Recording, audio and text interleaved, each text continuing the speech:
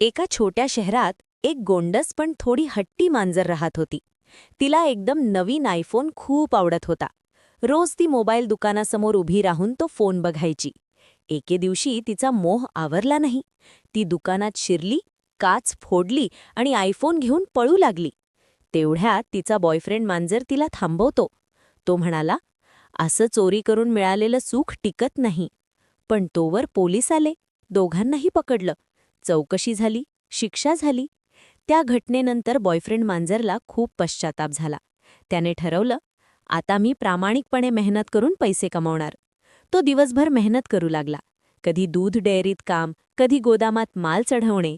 हळूहळू त्याने पैसे साठवले. काही महिन्यांनी त्याने तिच्यासाठी नवीन आयफोन विकत घेतला. गर्लफ्रेंड खूप खुश झाली. दोघांनी एकत्र छान सेल्फी काढली आणि आनंदात दिवस जाऊ लागले. काही दिवसांनी तिला एक महागडा ड्रेस आवडला. पण त्याच्याकडे त्यावेळी पैसे नव्हते. तो म्हणाला, थोडा वेळ दे, मी परत मेहनत करून घेईन. तेवढ्यात दुसरा एक श्रीमंत मांजर आला. त्याने तिला तो ड्रेस लगेच विकत घेतला.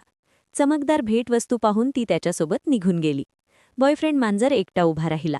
त्याला वाईट वाटलं, पण तो समजला, खरे प्रेम पैशांवर नाही, तर विश्वास आणि साथ यावर टिकते.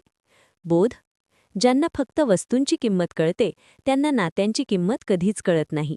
मेहनत आणि प्रामाणिकपणा शेवटी नेहमी जिंकतात.